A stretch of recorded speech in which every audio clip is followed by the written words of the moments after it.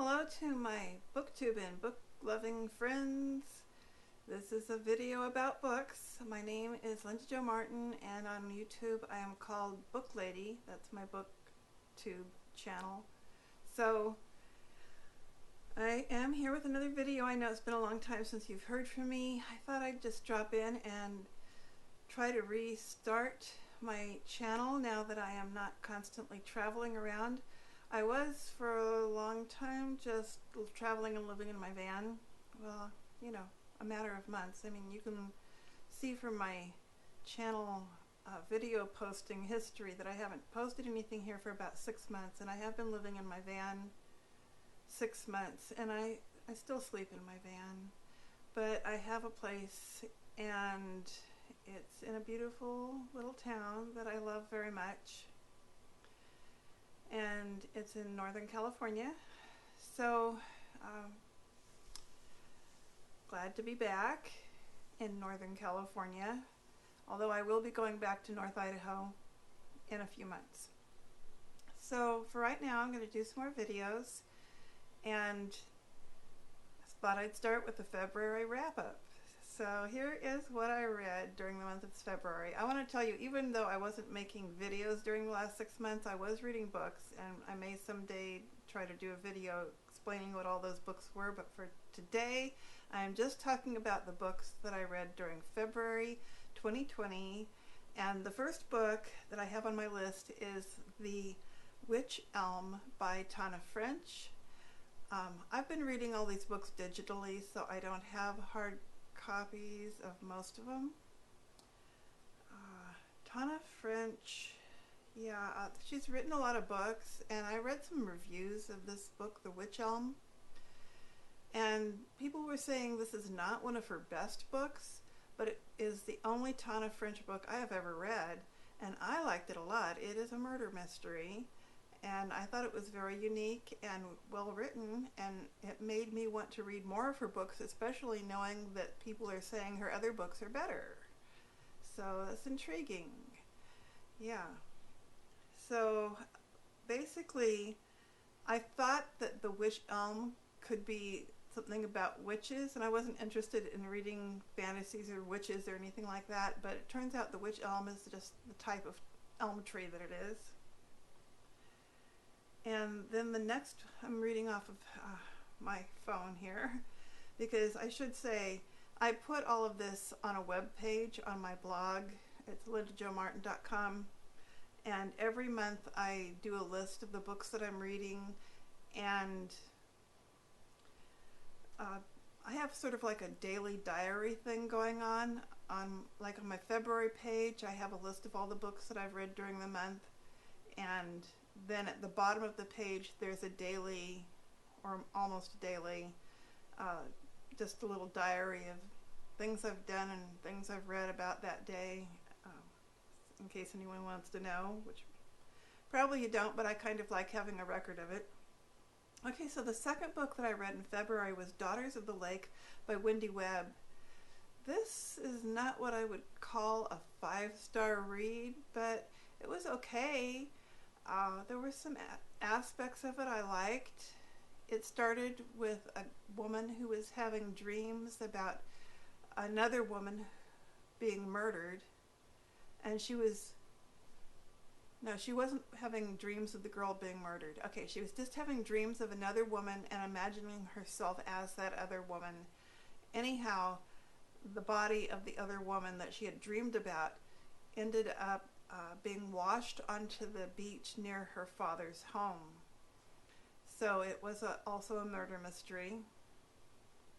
The third book that I read during the month of February is a memoir, nonfiction book. It is The Memoir Project, a thoroughly non-standardized text for writing and life by Marion Roach Smith.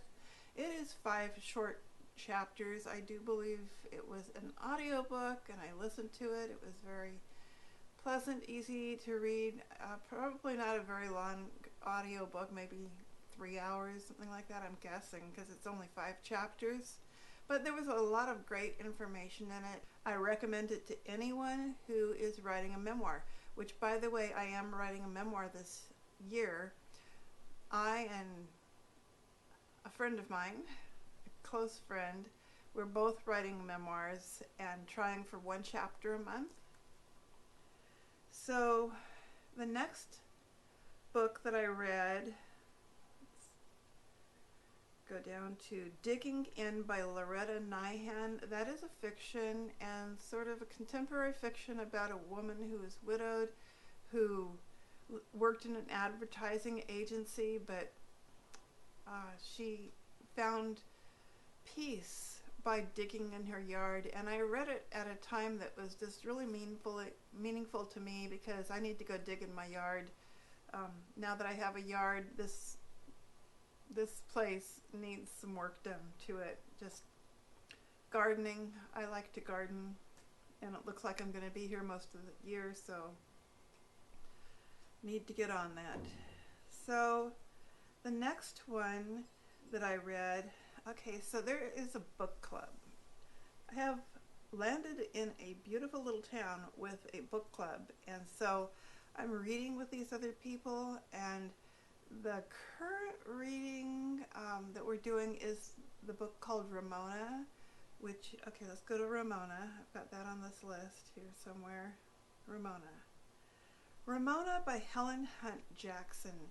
This is a classic book. It was originally published in 1884. Helen Hunt Jackson was an activist trying to secure the rights of the California Indians, and she wrote this novel as part of her campaign to bring attention to the needs of the American Indians, especially California Indians in Southern California. Ramona, at the time it was published, was a well-loved book, and one town called Nuevo actually changed its name to Ramona after the book was published, and then there were other things that were named after Ramona. So there were a lot of people that loved the book, and one of the ladies in our book club had read this book when she was very young, and she wanted to reread it, and so we're all reading Ramona now. Unfortunately, the audiobook is abridged, and I do not like to have abridged audiobooks, because then I feel like I didn't read the whole thing. So I am reading from a Kindle, and I find that considerably slower than listening to an audiobook, or what I like to call it, audio reading. Well, audio reading is pretty easy. You just have to be passively engaged in listening. But Kindle reading, of course, is a little bit more difficult, because you're going to be actually doing the reading yourself. So Ramona is going slower than some of my audiobooks, so let's go back to what I was going to talk about before.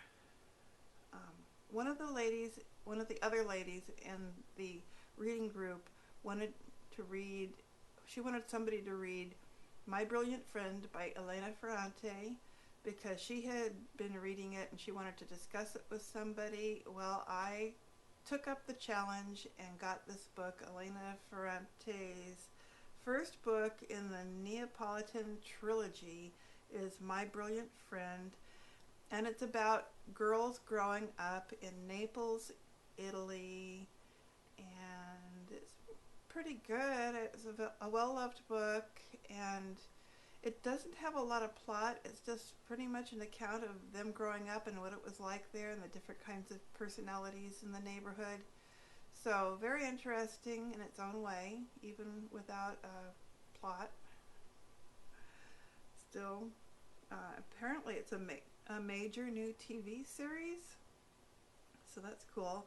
So the next book that I read, I'm doing the Pop Sugar Reading Challenge again, and one of the prompts was to read a book that has a made-up language, and so I chose to read a vintage sci-fi book called Native Tongue, and it is by Suzette, Hagin, Elgin.